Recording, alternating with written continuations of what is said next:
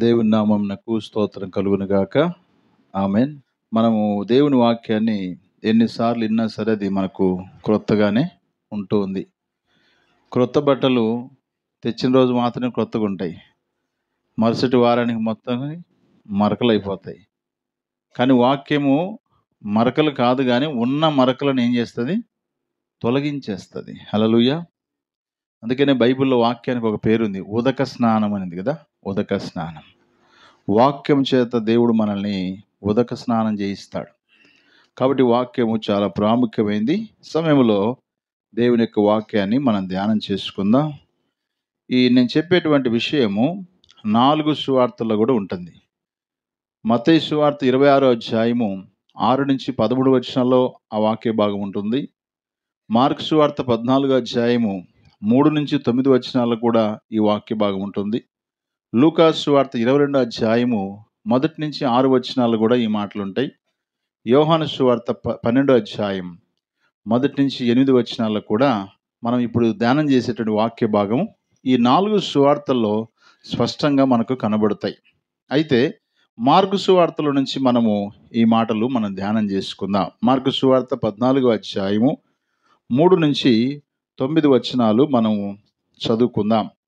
ఆయన బేతనియాలో కుష్ఠరోగి అయిన సీమోను ఇంట భోజనముకు కూర్చుండి ఉన్నప్పుడు ఒక స్త్రీ మిక్కిలి విలువగల జటమాంసి అత్తరుబుడ్డి తీసుకొని వచ్చి ఆ అత్తరుబుడ్డి పగలగొట్టి ఆ అత్తరు ఆయన తల మీద పోసెను. అయితే కొందరు కోపపడి, ఈ అత్తరు ఎందుకు ఇలాగ నష్టపరచనేలా? ఈ అత్తరు 300 దేనారముల కంటే ఎక్కువ వెల కమ్మి బీదలకు ఇవ్వచ్చునని చెప్పి ఆమెను గూర్చి సనుక్కొనిరి. అందుకు యేసు ఇట్లనెను, ఈమె జోలికి పోకుడి. ఈమెను ఎందుకు తొందరపెట్టుచున్నారు? ఈమె నా ఎడల మంచి కార్యం చేసెను. బీదలు ఎల్లప్పుడూ మీతోనే ఉన్నారు. మీకు ఇష్టమైనప్పుడల్లా వారికి మేలు చేయవచ్చును. నేను ఎల్లప్పుడూ మీతో ఉండను. ఈమె తన శక్తి కొలది చేసి నా భూస్థాపన నిమిత్తము నా శరీరమును ముందుగా అభిషేకించెను. సర్వలోకములో ఎక్కడ ఈ సువార్త ప్రకటింపబడునో అక్కడ ఈమె చేసినది జ్ఞాపకార్థంగా ప్రశంసింపబడునని మీతో నిశ్చయంగా చెప్పుచున్నానెను. ప్రియమైనటువంటి దేవుని బిడ్డలారా, చదువుకున్నటువంటి వాక్య భాగంలో ఒక స్త్రీ అని రాయబడింది. ఇక్కడ ఈ స్త్రీకి పేరేం రాయబడలేదు. ఇక్కడ బైబిల్ పండితులు ఏమంటారంటే, ఈ బేతని అనే గ్రామము మార్తా మరియా లాజరు యొక్క గ్రామం. యేసు ప్రభు వారు ఎక్కువగా ఏ గ్రామంలో ప్రవేశించేవాడంటే ఎక్కువ శాతము బేతనియా గ్రామంలోకి ప్రవేశించేవాడు. కారణం ఏంటంటే, యెరూషలేమునకు అతి సమీపంగా ఉన్నటువంటి గ్రామమే బేతనియా గ్రామం. ఈ బేతనియా గ్రామంలో ఒకే ఒక కుటుంబము. ఆ కుటుంబం ఎవరంటే మార్తా మరియా లాజరు. ఈ విషయాన్ని మనము యోహాను సువార్త 12వ అధ్యాయంలో ఈ విషయాలు గమనించవచ్చు. అయితే ఈ బేతనియాలో కుష్ఠరోగి అయిన సీమోను ఇంట్లో యేసు ప్రభు వారు విందునకు వచ్చాడు. భోజనానికి కూర్చున్నాడు. ఈ భోజనానికి కూర్చున్నప్పుడు ఈ స్త్రీ ఏం చేసిందట? విలువైనటువంటి అత్తరును, లేకపోతే జటమాంసి అత్తరును, శ్రేష్టమైన అత్తరుని తీసుకొని వచ్చి ఆయన తల మీద పోసింది. జటమాంసి అత్తరును తీసుకొని వచ్చి ఆ సీసాను పగలగొట్టి ఆయన తల మీద పోసింది. చూడండి, ఇక్కడ ఒక సత్యాన్ని గమనిస్తే, అత్తరు సీసాలు ఉన్నంత వరకు వాసన లేదు. సీసాల నుంచి బయటకు వచ్చిన తర్వాత, సీసా పగలగొట్టిన తర్వాత ఆ ఇల్లంతా ఏమైందట? సువాసనగా నిండిపోయిందట. హల్లెలూయా. సీమోని ఇంటిలో అత్తరు బుడ్డి పగలగొట్టినప్పుడు ఆ ఇల్లంతా సువాసన వచ్చేసింది. అందుకని మన జీవితాల్లో, మన హృదయాలు, మన జీవితాలు శ్రమల వలన, కష్టాల వలన, ఇబ్బందుల వలన, వీటిల్లో మొత్తానికి నలిగి కరిగినప్పుడు ఆటోమేటిక్గా మనకేమొస్తుంది? సువాసన, విలువ వస్తుంది. అయితే ఇక్కడ ఉన్నటువంటి స్త్రీ ఆ అత్తరును సీసా పగలగొట్టి ఆయన తల మీద పోసింది.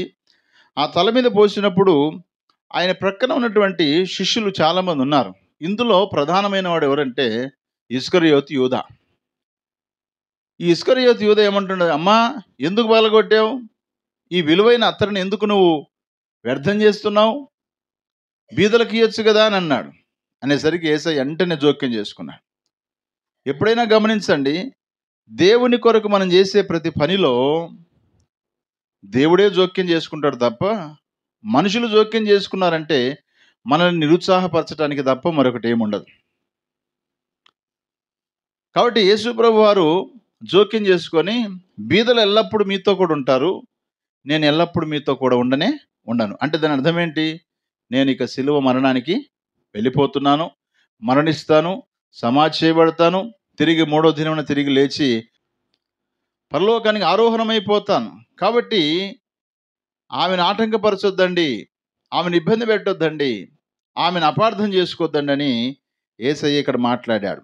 6వ వచనం చూడండి. అందుకు యేసు ఇట్లనెను, ఈమె జోలికి పోకుడి, ఈమెను ఎందుకు తొందరపెట్టుచున్నారు? ఈమె నా ఎడల మంచి కార్యం చేసెను.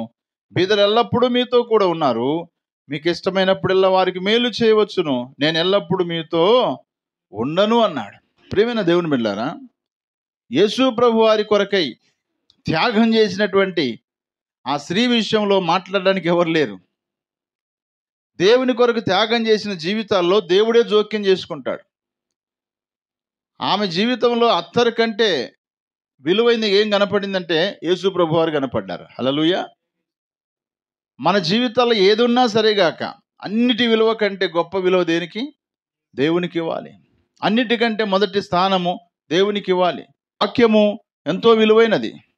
కాబట్టి తన జీవితంలో ఒకసారి మనం ఆలోచన చేస్తే ఈ జటమాంసి అంటే శ్రేష్టమైనటువంటి ఈ తైలం, అది చాలా శ్రేష్టమైంది. మామూలుగా మనం బజార్లోకి వెళ్తే తేనె కొనుక్కుంటాం కదా.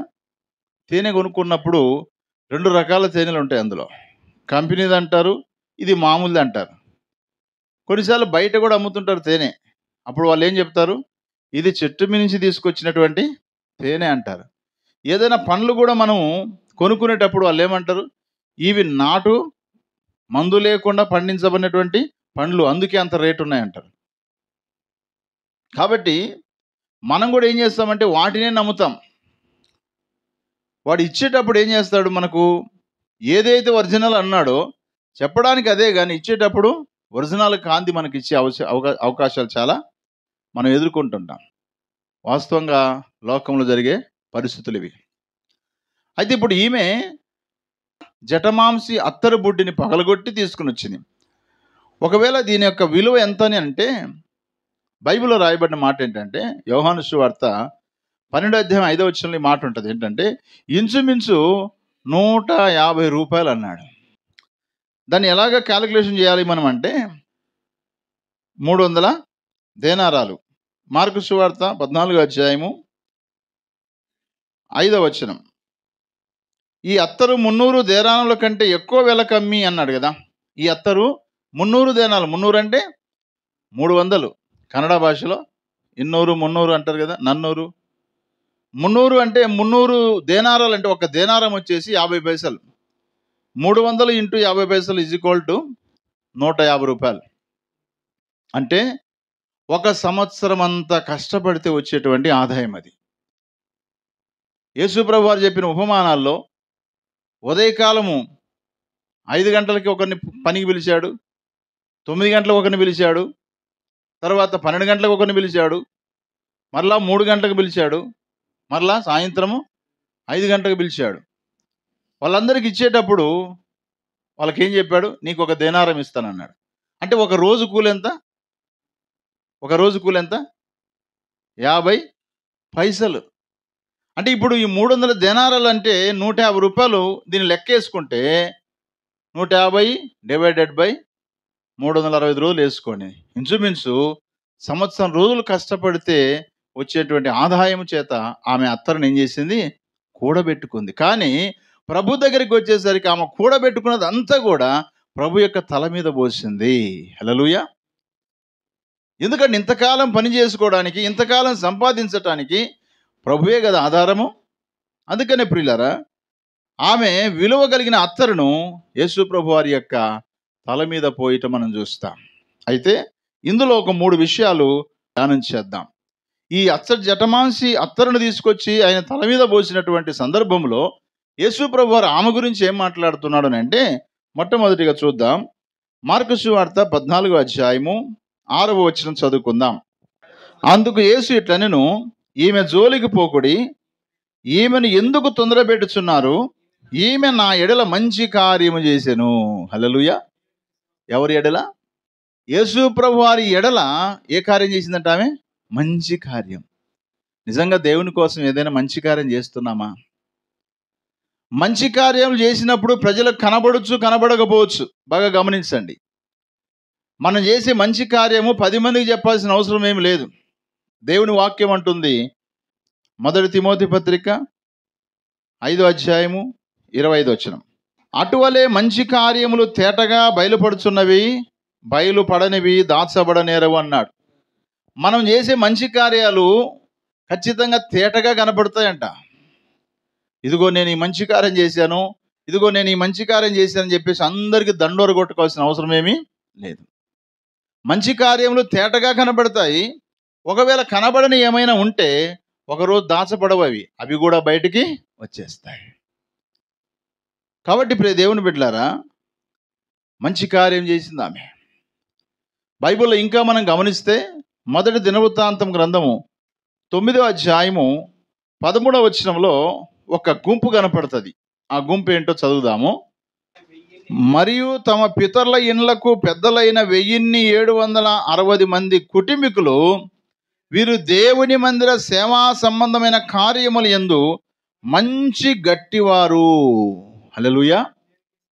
ఇక్కడ యాజకులకు సంబంధించిన వారు, లేవి కుటుంబాలకు సంబంధించినటువంటి పెద్దలు ఎంతమంది అట? 1760 మంది పెద్దలు. వీళ్ళు చేసే మంచి కార్యం ఏంటంటే దేవుని మందిర సేవా సంబంధమైన కార్యముల యందు వాళ్ళు ఎంతో గట్టి బలం కలిగి ఉన్నారంట. కొన్నిసార్లు మనం వేస్ట్ వాటి కోసము గట్టి పట్టుబట్టింటాం. దేవుని మందిరంలో ఏం సేవ జరుగుతుంది, ఎలా జరుగుతుంది, ఈ సేవ కొరకు ఏమి కావాలి అని వాటి విషయంలో సమకూర్చడానికి, వాటిని చేయడానికి ఎంతగానో పట్టుదల కలిగిన వారు. గట్టివారు అంటే అర్థం ఏంటంటే పట్టుదల కలిగిన వారు. మంచి కార్యములు చేయడానికి, దేవుని మందిర సేవలో పని చేయడానికి నిజంగా ఎంత గట్టిగా కనపడుతున్నారు వీరు. తన కుటుంబీకులు యాజకులుగా కొంతమంది పనిచేస్తున్నారు, లేవీలుగా కొంతమంది పనిచేస్తున్నారు. ఈ పెద్దలైతే ఆ లేవీలకు, ఆ యాజకులకు కావలసిన వాటన్నిటినీ, దేవుని మందిరంలో సేవ జరగడానికి కావలసిన వాటన్నిటిని కూడా వారు సమకూరుస్తూ ఎంతో గట్టితనం కలిగి ఉన్నట్టుగా మనం చూస్తూ ఉన్నాం. అందుకని యేసు ప్రభు వారు చెప్పారు, మత్తయి సువార్త 5వ అధ్యాయము 16వ వచనంలో, మనుషులు మీ సత్క్రియలను చూసి పరలోకమందున మీ తండ్రిని మహిమపరచునట్లు వారి ఎదుట మీ వెలుగు ప్రకాశింపనీయుడి అన్నాడు. సత్క్రియలు అంటే మంచి కార్యములు, మంచి పనులు నువ్వు చేస్తున్నప్పుడు ఇరుగు పొరుగు ఉన్నటువంటి అన్యులు కావచ్చు, సహజమైన వారు కావచ్చు, ఎవరైనా కావచ్చు, ఆ మనుషులు చూసి ఎవరిని మహిమపరుస్తారంట? పరలోకమందున మీ తండ్రిని, అనగా దేవుణ్ణి మహిమపరచునట్లు వారి ఎదుట మీ వెలుగు ప్రకాశింపనియండి. మీ చీకటి కాదు. మీరు ప్రేమ చూపించారనుకోండి, ఇది వెలుగు. మీరు సమాధానంగా ఉన్నారనుకోండి, ఇది వెలుగు. మీరు దీర్ఘశాంతం కలిగి ఉన్నారంటే ఇది వెలుగు ఫలము. మీరు మంచితనంగా ఉన్నారంటే వెలుగు ఫలం ఇది. అదే కొట్లాడినట్టు, కోపగించుకున్నట్టు, తిట్టినట్టు, దొంగతనం చేసినట్టు, అబద్ధమాడినట్టు ఇలా కనపడితే ఇది చీకటి సంబంధమైనది. కాబట్టి మనం ఎక్కడికి వెళ్ళినా సరేగాక దేవుడు చెప్పిన కార్యాల ప్రకారం, దేవుడు చెప్పిన మాటల ప్రకారం మంచి కార్యముల కొరకై మనం ఎప్పుడు కూడా సిద్ధంగా ఉండాలి. యేసు ప్రభు వారి పట్ల మంచి కార్యం చేసింది ఆమె. అసలు ఆమెను ఎందుకు తొందర పెడుతున్నారా బాబు? ఆమె చేసిన పని మంచి పని చేసింది. కాబట్టి ప్రియులరా, పరిశుద్ధ గ్రంథంలో మంచి కార్యములు చేసిన వారు ఇంకొక ముగ్గురు ఉన్నారు. ఎవరు వారంటే, మొదటిగా అపోస్తుల కార్యములు 9వ అధ్యాయం 36వ వచనం. తబిత అని ఒక శిశురాలు ఉండెను. ఆమెకు భాషాంతరమున దోర్కా అని పేరు. ఆమె సత్క్రియలను, ధర్మకార్యములు బహుగా చేసి ఉండెను. హల్లెలూయా. దోర్క, నిజంగా దోర్కాకు మరొక పేరు తబిత. ఈ తబిత ఏం కార్యాలు చేసిందంట? సత్క్రియలు అంటే మంచి కార్యాలు చేసిందంట. ఎంత మంచి కార్యాలు చేసిందంటే, అపోస్తలుల కార్యం 9వ అధ్యాయం 39. పేతురు లేచి వారితో కూడా వెళ్ళి అక్కడ చేరినప్పుడు వారు మేడగదిలోనికి అతన్ని తీసుకొని వచ్చిరి. విధవరాందందరూ వచ్చి ఏడ్చుచు దోర్కా తమతో కూడా ఉన్నప్పుడు కుట్టిన అంగీలను వస్త్రములను చూపుచు అతని ఎదుట నిలిచిరి. చూడండి, ఆమె ఒక మంచి పని చేసుకుంటుంది, జీవనోపాధి సంబంధించినటువంటి పని చేసుకుంటుంది, కానీ సత్క్రియలు చేస్తుంది, ధర్మకార్యాలు చేస్తుంది. మనం కూడా జీవనోపాధి సంబంధమైన పనులు చేసుకుంటున్నాం. మనం ఎవరికైనా ధర్మకార్యాలు చేస్తున్నామా? మనం ఎవరికైనా మంచి కార్యాలు చేస్తున్నామా, చెడు కార్యాలు చేస్తున్నామా? ఆలోచన చేయాలి. మా పని మాకే సరిపోయింది, మాకు వచ్చినాయి మాకు సరిపోవట్లేదు అని అనుకోలేదేమే. దోర్కా శిష్యురాలు, అనగా ప్రభువైన యేసుక్రీస్తు నమ్మినటువంటి శిష్యురాలు. 20 అపోస్తుల కార్యము 9:36 మరియు ఎప్పేలో తబిత అని ఒక శిష్యురాలు ఉండెను అని రాయబడింది. అక్కడ శిష్యురాలు కదా, యేసు ప్రభు నమ్ముకున్నటువంటి ఒక క్రైస్తవురాలు శిష్యురాలుగా ఉన్న ఈమె జీవనోపాధి సంబంధమైన టైలరింగ్ పని చేసుకుంటూ ధర్మకార్యాలు చేస్తుంది, సత్క్రియలు కూడా చేస్తుంది. కానీ ఎట్టకేలకు సత్క్రియలు చేసినా ధర్మకార్యాలు చేసినా మరణం మాత్రం ఆమెను కబలించింది, మరణం ఆమెను ఆవరించింది, చనిపోయింది. ఆ టైంలో దేవుని సేవకుడైన పేతురుని పిలిపించారు. అయ్యా, ఈ అమ్మాయి మాకు చాలా పనులు చేసింది అయ్యా, మంచి కార్యాలు చేసింది. ఈ అమ్మాయి కుట్టిన అంగీలు చూడండి ఎంత బాగున్నాయో, ఈమె కుట్టిన వస్త్రాలు చూడండి ఎంత బాగున్నాయో, ఈమె కుట్టిన జాకెట్స్ చూడండి ఎంత బాగున్నాయో, ఈమె కుట్టిన చీరలు చూడండి, ఆ ఫాల్స్ చూడండి ఎంత బాగా కుట్టిందో అని చెప్పినప్పుడు పేతురు భక్తుడు ఇలా చేశాడు. అందరినీ బయటికి పంపించేశాడు.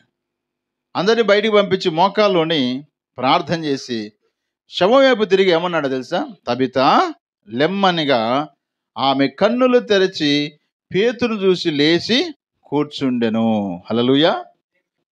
41 అతడు ఆమెకు చెయ్యి ఇచ్చి లేవనెత్తి పరిశుద్ధులను విధవరాళ్ళను పిలిచి ఆమెను సజీవురాలుగా వారికి అప్పగించెను. హల్లెలూయా. చనిపోయినటువంటి దోర్కా, చనిపోయినటువంటి తబిత ఇప్పుడు లేచి కూర్చున్నది. కాబట్టి ప్రియులారా, మనం చేసే సత్క్రియలు, మంచి క్రియలు మనల్ని బ్రతికిస్తాయి. మనం చేసే సత్క్రియలు, మనం చేసే మంచి కార్యాలు మన జీవితాన్ని మరొకరికి ఉపయోగకరంగా చేస్తాయి. సస్తే చచ్చిపోయింది, బాగా చచ్చిపోయింది పిల్ల అని అన్నారు వాళ్ళు ఏమన్నా? ఆమె చనిపోయిందని ఏడుస్తూ ఉన్నారు. కారణం ఏంటో తెలుసా? ఆమె జీవితంలో తన జీవనోపాధి సంబంధమైన పని చేసుకుంటూ అనేకులకు మేలుకరంగా మంచి కార్యాలు చేస్తూ మేలుకరంగా ఉన్నది. అలాగే మరొక మనిషిని మనం చూస్తే అపోస్తుల కార్యం 10వ మొదటి 2 వచనాలు చదవండి. ఇటలీ పటాలం అనబడిన పటాలములో కొర్నేలని శతాధిపతి ఉండెను. ఆయన ఏం చేస్తున్నాడు చూడండి. ఇటలీ పటాలం అనబడిన పట్టణంలో శతాధిపతి అయిన కొర్నేలను ఒక భక్తిపరుడు కైసరలో ఉండెను. అతడు తన ఇంటి వారందరితో కూడా దేవుని యందు భయభక్తి గలవాడయుండి ప్రజలకు బహు ధర్మము చేయుచుండెను, ఎల్లప్పుడూ దేవునికి ప్రార్థన చేయువాడు. హల్లెలూయా. 3 విషయాలు ఆయనలో గమనించవచ్చు. కుటుంబంతో కలిసి భయభక్తులు కలిగి ఉన్నాడు, రెండోదిగా ప్రజలకు ధర్మకార్యాలు చేస్తున్నాడు, మూడోది దేవునికి ప్రార్థన చేస్తున్నాడు. అంటే ఎవరికి చేయాల్సిందో వాళ్ళు చేస్తూ ఉన్నాడు. కుటుంబాన్ని దేవుని కొరకు నడిపించడానికి వారిని ప్రయత్నం చేస్తూనే ఉన్నాడు. రెండవదిగా తన చుట్టూన్నటువంటి పేదలకి సహాయం చేయడానికి ఇష్టపడుతున్నాడు. మూడవదిగా దేవుణ్ణి కూడా ప్రార్థన చేస్తూ ఉన్నాడు. అందుకోసమే స్పష్టంగా దేవుడు రాయించి పెట్టాడు. కొర్నేలు జీవితంలో మారు మనసు లేదు, బాప్తీసం లేదు, మందిరానికి పోయినోడు ఏం కాదు. కానీ చుట్టూ ఉన్నటువంటి వారి భక్తిని చూసి, ఓహో వీళ్ళు చేసే భక్తి బాగుంది, వీళ్ళ దేవుడే మంచి దేవుడని గ్రహించాడు. ఆయన కూడా ఆ పనులు చేస్తూ ఉన్నాడు, అలవాటుగా చేస్తూ ఉన్నాడు. కానీ ఆయన కొదవన్న రక్షణను ప్రభు ఎట్లా తెచ్చాడు? తన దేవదూతను పంపించి ఆయన ప్రార్థన విన్నట్టుగా చూపించి ఆయనతో మాట్లాడి చివరికి ఏం చేశాడు? దైవజనుడైన పేతురును పిలిపించుకొని సువార్తను ప్రకటింపజేసి తన ఇంటి వారందరూ కూడా రక్షణ పొందారు. హల్లెలూయా. మరి మనం ఏం చేస్తున్నాం? ఇంటి వారందరితో కలిసి భయభక్తులు కలిగి ఉన్నామా? ఇంటి వారందరితో కలిసి ప్రార్థన చేస్తున్నామా? ఇంటి వారందరితో కలిసి ఇతరులకు చేసి ధర్మకార్యాలు చేయగలుగుతున్నామా? ఆలోచన చేయాలి. మరొక శతాధిపతిని మనం గమనిస్తే లూకా సువార్త 7వ అధ్యాయం 2 నుంచి 6 వచనాలు. ఒక శతాధిపతికి ప్రియుడైన దాసుడు ఒకడు రోగి అయి చావు సిద్ధమైండెను. శతాధిపతి యేసును గూర్చి విని ఆయన వచ్చి తన దాసుని స్వస్థపరచవలనని ఆయన్ని వేడుకొనుటకు యూదుల పెద్దలను ఆయన యొద్దకు పంపెను. వారు యేసునొద్దకు వచ్చి, నీ వలన ఈ మేలు పొందుటకు అతడు యోగ్యుడు. అతడు మన జనులను ప్రేమించి మనకు సమాజ మందిరము తానే కట్టించినని ఆయనతో చెప్పి మిక్కిలి బతిమాలుకొనిరి. కావున యేసు వారితో కూడా వెళ్ళెను. హల్లెలూయా. ఈ శతాధిపతి నిజంగా దేవుని ప్రజలను ప్రేమిస్తున్నాడు. ప్రేమించుట అనేది ఒక కార్యం తెలుసా? ద్వేషించుట కూడా ఒక కార్యమే, దానివల్ల ప్రయోజనం లేదు. ప్రేమించుట ఒక కార్యం. దేవుని ప్రజలను ప్రేమిస్తున్నాడు. దేవుని ప్రజలు కూడుకోవడానికి కావలసిన సమాజ మందిరాలు కూడా కట్టిస్తూ ఉన్నాడు. ఎంత మంచివాడు, ఎంత మంచి కార్యాలు చేస్తూ ఉన్నాడు. కొంతమంది చెప్తా ఉంటారు, నేను ఆ మందిరం కట్టించిన, నేను ఈ మందిరం కట్టించిన, ఆ ఊర్లో నేనే మందిరం కట్టించాను. మనం కాదు చెప్పాల్సింది. కట్టించిన వాస్తవమే, కానీ కట్టించబడిన తర్వాత ఎవరైతే దాన్ని అనుభవిస్తున్నారో అలాంటి వారు చెప్పాలి కదా. ఇప్పుడు శతాధిపతి, అయ్యా నా దాసుడు బాగలేడయ్యా, అసలు నా గురించి నీకు తెలుసా అని యేసయ్య దగ్గరికి వచ్చాడా? రాలేదు. నా గురించి నీకు తెలుసా, నేను నీ ప్రజలను ప్రేమిస్తాను తెలుసా, మీ జాతి ప్రజలు, మీ కుల ప్రజలు, మీ మత ప్రజల్ని, మీ వాళ్ళు ప్రార్థన చేసుకోవాలంటే మీ వాళ్ళ కోసం ఒక మందిరం కూడా కట్టించిన, దీన్ని బట్టైనా మా ఇంటికి వచ్చి మా వాడిని బాగు చేయి అనే డిమాండ్ ఏం చేయలేదు ఆయన. బాధపడుతూ ఎవరైతే ఆ మేలు పొందుకున్నారో ఆ పెద్దల దగ్గరికి వెళ్ళారు. అయ్యా ప్రభు దగ్గరికి వెళ్ళి నా దాసుని గురించి చెప్పండి, వాడు బాగలేడు, వాడు స్వస్థత పొందుకోవాలని తన గురించి చెప్పమని చెప్పలేదు, తన దాసుని గురించి చెప్పమని చెప్పారు. కానీ వీళ్ళు ఏం చేశారు, అక్కడికి వెళ్ళి దాసుని గురించి కాదు చెప్పింది, ఎవరి గురించి చెప్పారు?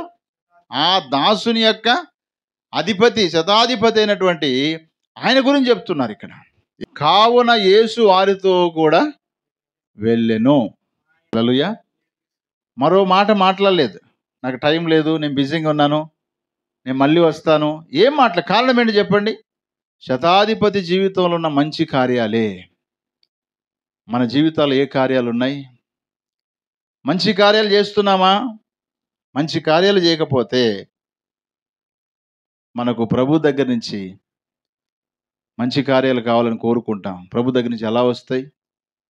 అందుకని వాక్యం అంటుంది, తీతుకు రాసిన పత్రిక 2వ అధ్యాయం 14వ వచనంలో, ఆయన సమస్తమైన దుర్నీతి నుండి మనల్ని విమోచించి సత్క్రియలందు ఆసక్తి గల ప్రజలను తన కోసం పవిత్రపరుచుకొని తన సొత్తుగా చేసుకొనుటకు తన్ను తానే మన కొరకు అర్పించుకొనెను అన్నాడు. హల్లెలూయా. సత్క్రియలందు ఆసక్తి గల ప్రజలను తన కోసం పవిత్రపరుచుకున్నాడంట. తన రక్తాన్ని చిందించాడు, తన సొత్తుగా చేసుకున్నాడు. అందుకనే మీరు మీ సొత్తు కారు అని రాయబడింది బైబిల్లో. మనము దేవుని సొత్తు, దేవుని సొత్తు అని చెప్పబడే మన జీవితాల్లో ఏ కార్యాలు చేయాలి? మంచి కార్యాలు, లేకపోతే సత్క్రియలు మనము చేయాలి. ఇప్పుడు డిసెంబరు సీజన్లో క్రిస్మస్ సందర్భంగా మంచి కార్యాలు చేసే అవకాశం ఎక్కువగా ఉంది.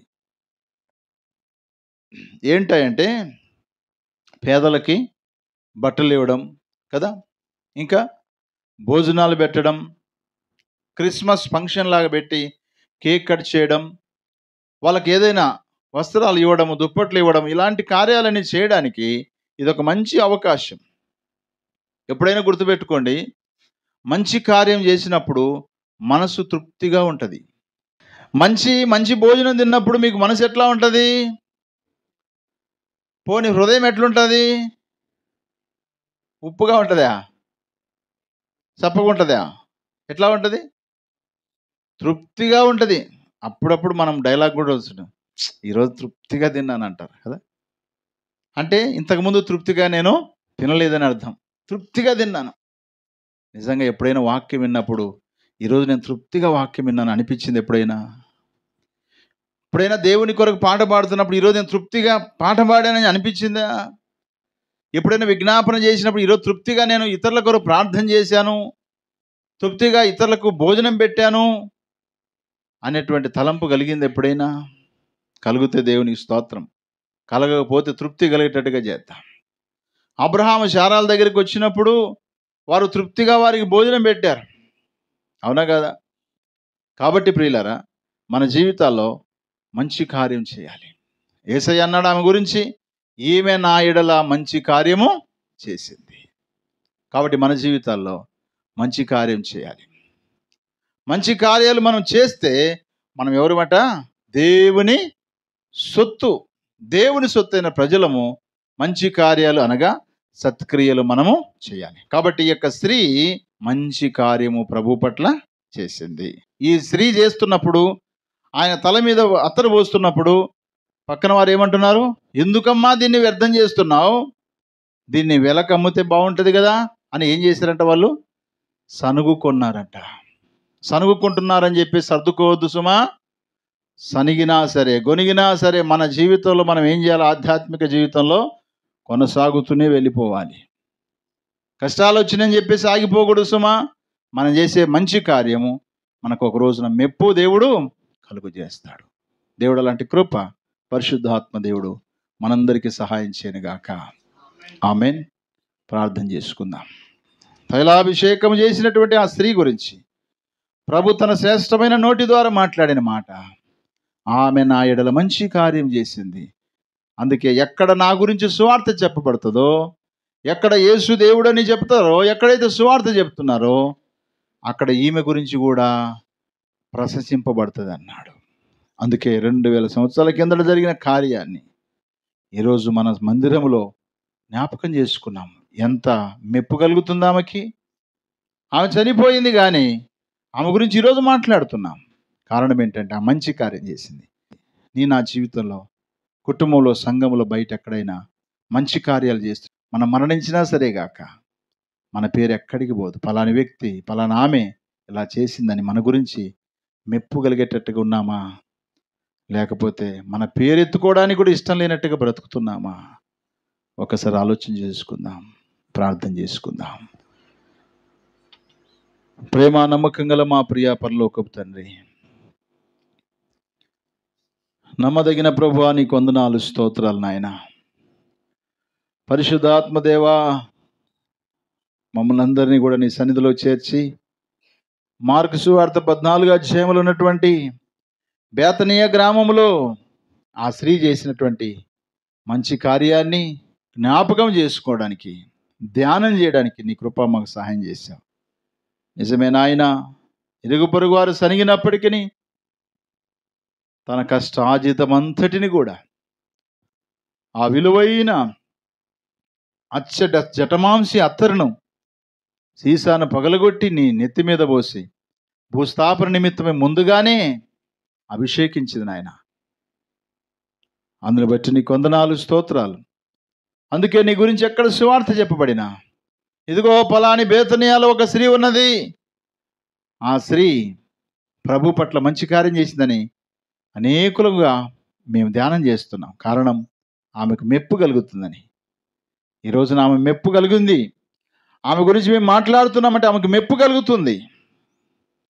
కాబట్టి మా జీవితాల్లో కూడా మెప్పు కలగాలనే ఆశ కలిగి ఉండడం మంచిదే, కానీ దానికి తగినట్టుగా శక్తి లోపం లేకుండా భక్తి చేస్తూ, శక్తి లోపం లేకుండా మంచి కార్యాలు చేస్తూ, నువ్వు మెచ్చుకునే రీతిగా మేము ఈ లోకంలో కొనసాగుటకు సహాయం చేయమని కోరుకుంటూ నీకు వందనాలు చెల్లిస్తూ, విన్న మాటలు విడిచిపెట్టక ప్రతి హృదయాల్లో ఫలింప చేయమని కోరుకుంటూ, నజరేయుడైన యేసుక్రీస్తు నామములో స్తుతించి ప్రార్థించి అడిగి వేడుకొనుచున్నాము తండ్రి. ఆమేన్.